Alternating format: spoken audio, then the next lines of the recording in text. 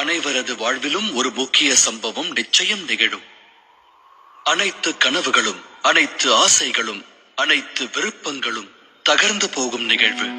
திட்டமிட்ட காரியங்கள் எல்லாம் தரைமட்டமாகும். அச்சமயம் ஒருபுறம் தர்மம் இருக்கும், மறுபுறம் சுகம் இருக்கும். அந்நிலையையே தர்ம சங்கடம் என்பார்கள். தர்ம வழியினை மேற்கொண்டால் சங்கடம் உருவாகும். தர்மத்தினை தியாகம் செய்தால் சுகம் கிட்டும். சற்றே சிந்தியுங்கள்.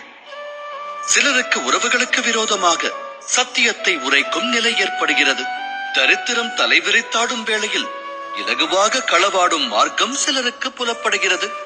ராஜ்யத்தை ஆளும் ஸ்தானத்தில் வீற்றிருக்கின்ற ஒரு நாட்டின் அரசன் மூலமாக சில வேளைகளில் அதர்மம் பிறக்கிறது. பலரது வாழ்வில் இது போன்ற நிகழ்வுகள் நிகழ்கின்றன. ஆனால் பலர் இது போன்ற நிலைகளை தர்ம சங்கடம் என்னும் ரூபத்தில் காண்பதில்லை. நல்வழி யாது என்பதை அவர்கள் ஆலோசிப்பதே கிடையாது. ஈக்களின் கூட்டம் இனிப்பினால் கவர்ந்து இழுத்து வரப்படுவதைப் போல அனைவரும் சுகமார்க்கத்தை தேடுகிறார்கள். ஆனால் உண்மையில் தர்ம சங்கடம் என்னும் க்ஷணம் இறைவனாகப்பட்டவன் விலகும் க்ஷணமாகிறது.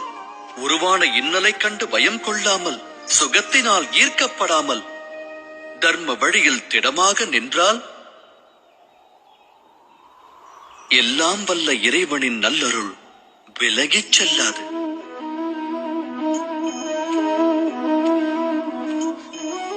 காற்றோடு மோதும் மரத்தின் இலையானது மரத்திலிருந்து விடுபட்டு ஆகாயத்தில் காற்றோடு பறக்கிறது. காற்றுக்கு தலைவணங்கும் புல்லானது பூமியிலேயே நிலைத்திருக்கிறது.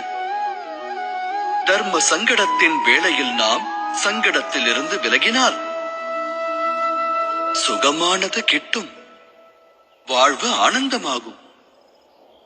ஆனால் எதிர்காலத்தில் விரக்தி உண்டாகும். ஆன்மா தரித்திர நிலையை பெறும். இறைவன் அருளிலிருந்து வெகு தொலைவு செல்ல நேரிடும்.